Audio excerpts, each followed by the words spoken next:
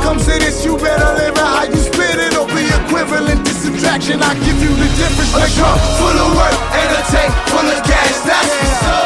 The world's not enough. Hey, how's it going? This is Ed Lee. I'm here for NYC Street Legends, here with NYC Street Legend MC Nautilus right here. Here today talk about Anarchist Black Cross. Ooh, anarchy. Ooh, scary. What is Anarchist Black Cross? We're basically just a federation of anarchists who organize together and do various things. I mean, I can't speak for it because I'm just part of it. I got involved with it 2.5 years ago. Okay. So it's just it's a cool way to get involved in supporting like a good cause that I think is low maintenance, you know, in a way. So what does ABC or Anarchist Black Cross? What do you guys do? One of the most the biggest presence that ABC has in New York City is the bi-weekly letter writing, political prisoner support letter writing.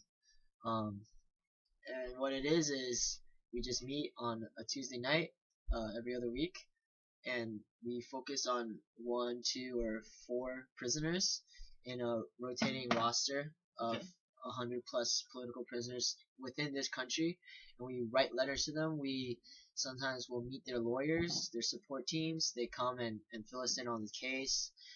We get updates before we start writing about what's going on in the country and around the world. Just shit that you will not see like in the mainstream media. And just keep informed, keep in the loop, like what's going on. And we get to eat, like they have really good food, so they'll feed you. All you gotta do is come write a letter and learn about what's going on. So the first time I went, I remember I learned about the move organization, and how they got firebombed, and I was just like, what? When did that happen? You know? And then if it wasn't for them, I would have been kept in the dark. You know, like learn your history. There's actually a great documentary about it called "Let the Fire Burn," and we support some of those people who are in jail to this day. The Move 9. It's just really sad what happened, and you know, it's not a coincidence that I didn't know about it. You know, like my teachers didn't know about it probably. You know what I'm saying? Like, somebody is willfully suppressing it, or people are just too complacent. And I never want to be like just ignorant, like if I can help it. So it's a good place to get informed and get a lot of information that you don't know that you don't know. And that's that's the scariest part, being like completely oblivious that you're in the dark. You know what I'm saying? Yeah. So besides letter writing campaign, what other things does ABC do?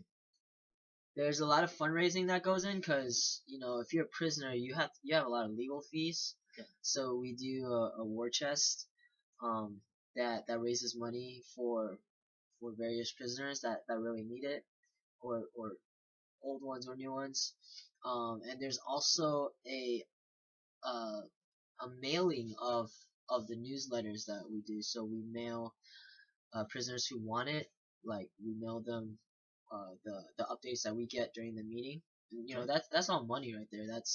That's postage, that's labor, and people do it in ABC, and it's really, again, it's like a labor of love. So where do these letters go? Do they get written to the warden? Do they get written to the prisoners themselves? It depends on what's going on at that specific time. If a prisoner has told us like they're not getting treatment or something, or they're being discriminated against, we can do mobilization and write the warden to put pressure on the system.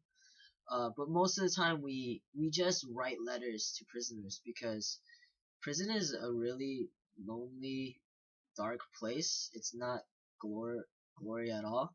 The people who are in there, a lot of them have been framed, a lot of them have been entrapped, you know what I'm saying? And a lot of them maybe did actions that they believed that were right, and from the case. If you look at somebody who did something, did something, let's just say, defended themselves against like a racist police and went to jail for it, they're in there because they're being repressed, and you're not really hearing about that. And these are real people with real lives. So it's the greatest, you're not, a lot of these people are also in solitary confinement too, which is fucking torture. You know what I'm saying? Like humans need some sort of interaction with other human beings. People are shown to go mad after long periods These of are like solitary confinement. these are the strongest people that I've ever like interacted with. I've never spoken to them face to face, right? But like writing letters to them and just knowing what they're going through and have gone through, I can say like I'm not worthy. You know what I'm saying? Like these people, the shit that they go through every fucking day for like years, decades, is heartbreaking. So what we do is we provide a chance for them to escape the cell, at least mentally. We ask people to just come and maybe strike up a conversation, develop a relationship with one prisoner. At least learn about them and don't forget them, because a lot of times the government just assumes like they're just gonna rot away and no one's gonna remember them. But that's not true. There are many people who are fighting tirelessly for justice for these people and for their freedom, at least for to lessen their torture in prison. Because a lot of times, you hear America say like China has political prisoners, Iran has political prisoners, North Korea, and that's just We have psychosis. the highest incarceration rate in like the world. We have the highest incarceration rate, and we have political prisoners. I think that's a huge crux of the argument, right? Yes, it's straight hypocrisy. Right, straight hypocrisy. It's like, oh, we don't do thought crime. Yes, we do, and we have people still alive today, and many who have passed who are testament to that. So that's what we do. We try to write as much as we can in the letter to just describe like our lives, and we can ask them questions. But obviously, it's about giving them. It's very tiring for them to always respond to you, right? So you want to give them something. You want to tell them a story, a funny story, or they may not be allowed to intercept the letters. Their human Sure, rights have been sure, totally thrown out the window. they're totally. So the letter writing, you get to learn about what is acceptable, like what's etiquette, and how to protect yourself, because it could be you. You know what I'm saying? Yeah. So you're much better. You're much more aware about what you put out there, and especially now with the internet and shit. Like you see people like putting pictures of themselves like selling drugs and shit, or something like that. It's just like completely. It's completely just you're putting yourself as a vulnerable. It's yeah, dumb. you're Don't just do that. vulnerable. Yeah, don't do that. So, but a lot of people don't recognize like what other stuff they do is vulnerable too. You know what I'm saying? Like text messaging and stuff like that. So it's a good way to constantly remind yourself that loose lips cause lives. You know what I'm saying? Like loose is like.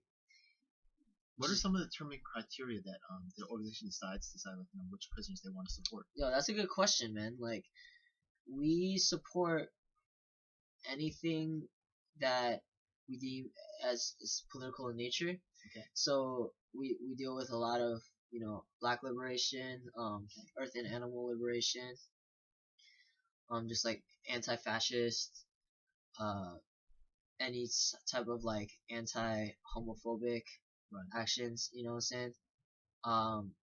And native struggles. Yeah. It doesn't just have to be anarchist. Obviously, it's because a lot of we believe that like prison is all political again. So but these people are in there for very different reasons than, let's just say, someone who like a serial killer or something like that, right? Somebody went in defending themselves, or property damage, for instance. Like how does it make sense that someone who does property damage gets more time than a serial rapist? Something like that, right? Yeah. There's like mismatched priorities. We have a lot of like Islamophobic, due to the Patriarch, like just discrimination against Muslims right now. It's very popular. So we do support with that. and it's important to understand. In the end, what you're doing is matters. You're not just writing a letter. You're letting people around you know that like if you went in, someone will be there for you and write you a letter. A lot of people say they feel like they can't do anything, they feel powerless, but they've put themselves into the position. You decide to take power into your own hands and do something about a problem that you see and I think there's anybody who's really paying attention can really see that there's a big problem with our prison system here, and I really give you props on that. I remember you said that on Thursdays. It was on Thursdays? It's on Tuesdays. Oh, Tuesdays, my bad. Mm-hmm. It starts with a T. Okay, so where would we go? What time would we be there to get involved with this program? Yeah, it's 7:30. 7:30. And right now the location is actually being changed, so maybe you have to like put it in the description. Definitely, we'll do that down below. But it's like an hour and a half, 2 hours. You get updated and you want to write a thoughtful letter. Is there a website where people can go to like find out? There's a mailing list and there's a website. I believe there's a website as well. Okay, so I'll put that information right there as well. Word. That's awesome. ABC, awesome. Yeah. Thanks a lot for telling us about this very important organization, and I wish you guys the best of luck. Yeah. Thanks again. MC Nautilus right here Peace. on NYC Street Legends. Have a good one. Later.